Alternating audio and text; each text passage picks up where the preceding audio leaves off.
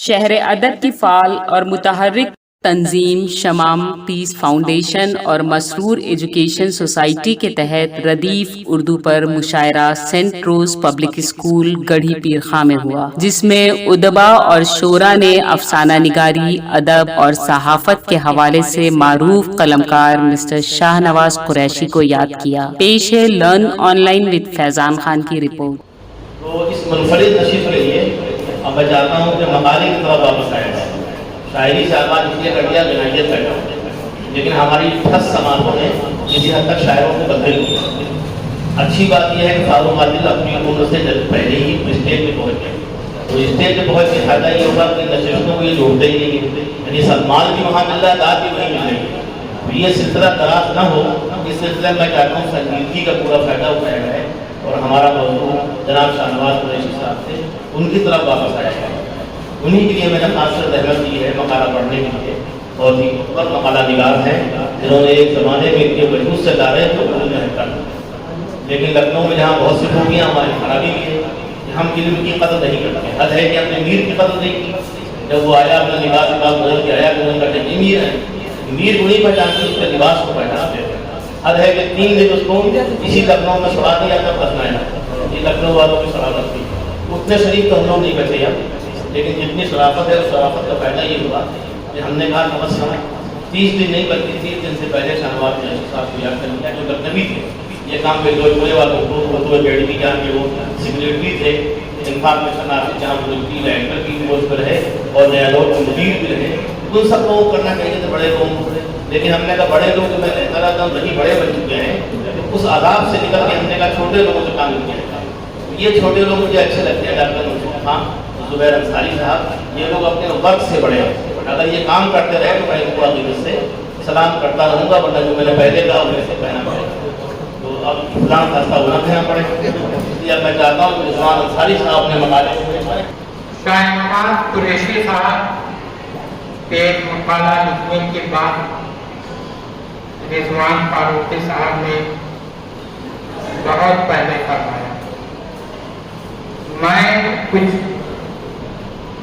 ذاتی طور پر اپنی الجھنوں میں رہا، اس لیے جیسا چاہتا تھا ویسا تو نہیں، البتہ کچھ ضرور کہنے کی کوشش کی ہے، اور یہ کوشش شاید آپ کو معلومات میں اضافے کی باعث بن سکے۔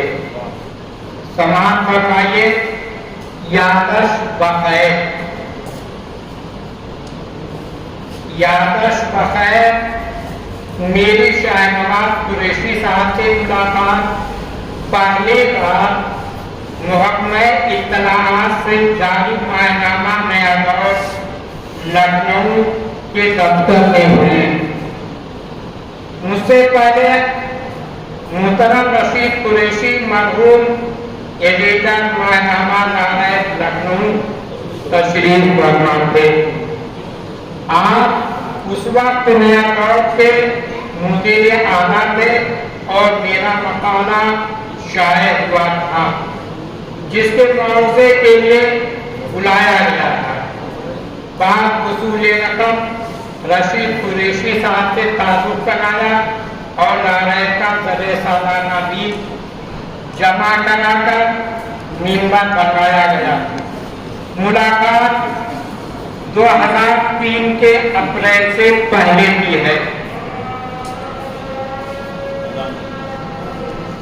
دفتر یا نعرہ کے دفتر میں اکثر بیشتر ملاقاتیں ہوئیں۔ میں عام طور پر سامنے رہتا یا خاموش اور النظام نظام یعنی سادہ بولنے والا بےہودہ ہوتا ہے پر عمل پیرا رہتا۔ یہ بات ان کے دانش محل سے چلے جانے کے بعد ہونے والی گفتگو سے معلوم ہوتی۔ شاہ نواز قریشی سے متعدد خوبیاں تھیں۔ وہ روتے ہوئے تو ہنسانے کا ہنر رکھتے تھے۔ وہ حد ضرورت لطیفہ یا چٹکلا بیان کرنے کا فن بخوبی جانتے تھے۔ آپ لکھنؤ کے روزمرہ زبان کے ساتھ आवाज के बूंदोबाश से भी आगाह थे।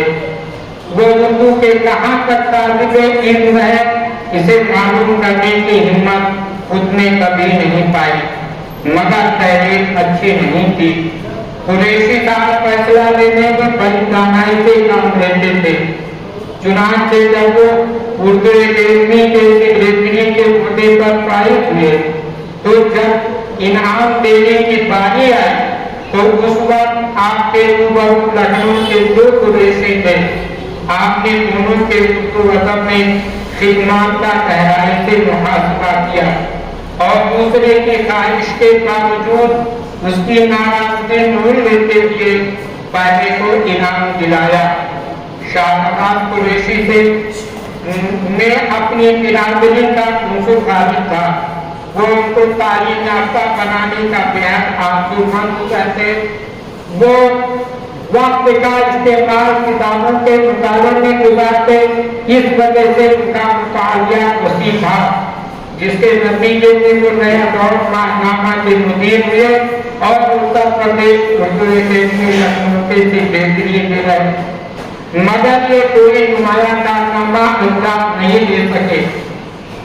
शाहनवाज कुरैशी साहब फारसी अदब के कमी तालिब इल्म न रहे, जिसकी वजह से उनका अखलाक बुलंद नहीं हो सका। वो शायर ख्वाजा हाफिज शिराज़ी के मुंदरजा से शेर को नहीं पढ़े थे। आसाइश से गुजरी थी तफसीर की तो आशाइश से गुजरी थी तफसीर की तो बादोस्ता तलत्तुफ बादुश्मना फलावा। ये बात मैंने नजरियात की बुनियाद पर नहीं कही है, बल्कि मुशाहिदात की बिना पर मुबनी है। आखिर में आपने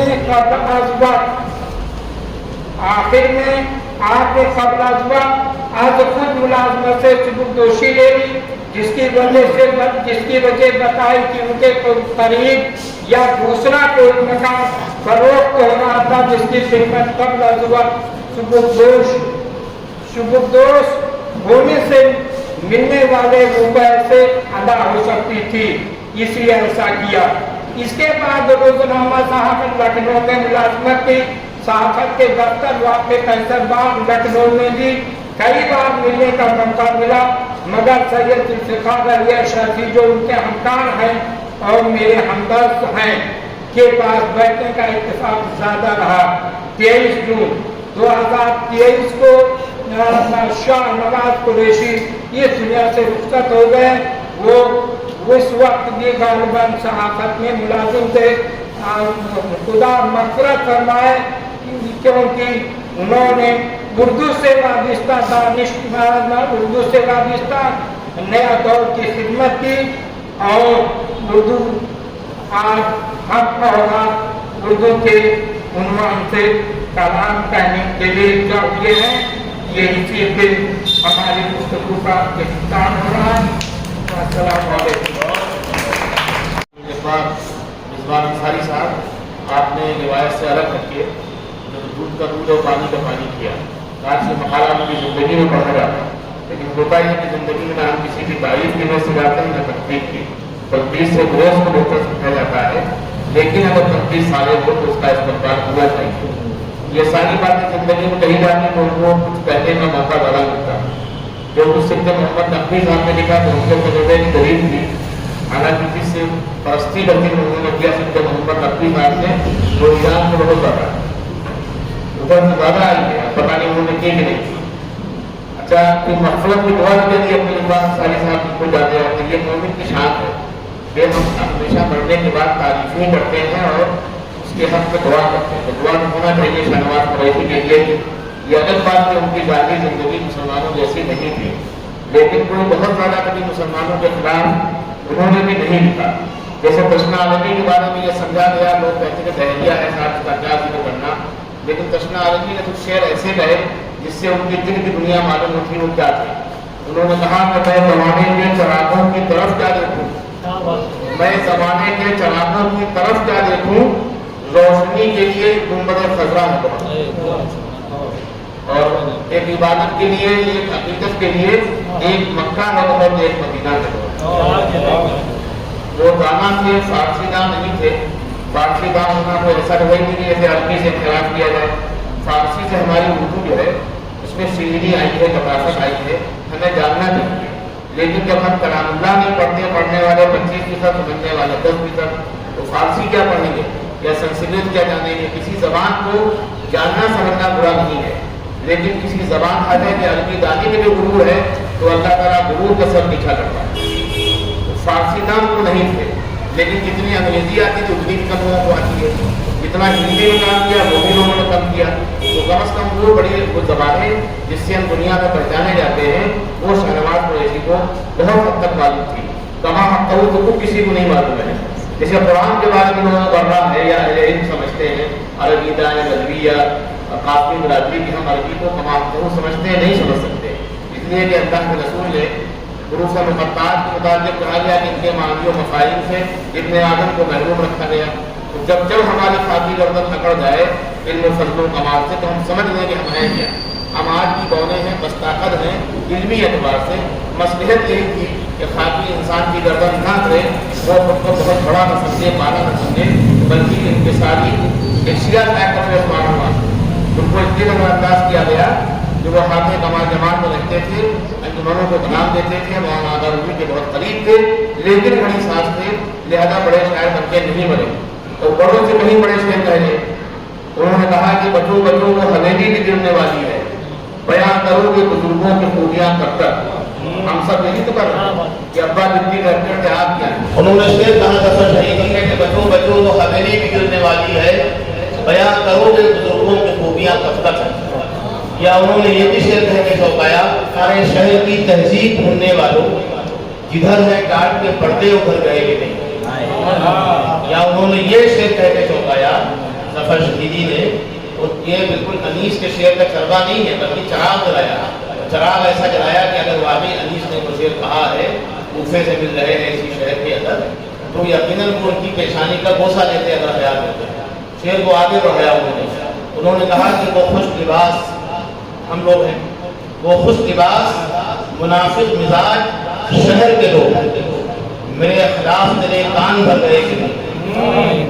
یہ تھے شاعری جو ہے وہ ہماری نسلوں کو متعارف نہیں کراتی بلکہ نسلوں کو مہکا دیتی ہے. اگر ہم اچھی شاعری کریں، اچھی شاعری ہر دور کی ہوتی رہی ہے، اس کا استقبال ہونا چاہیے.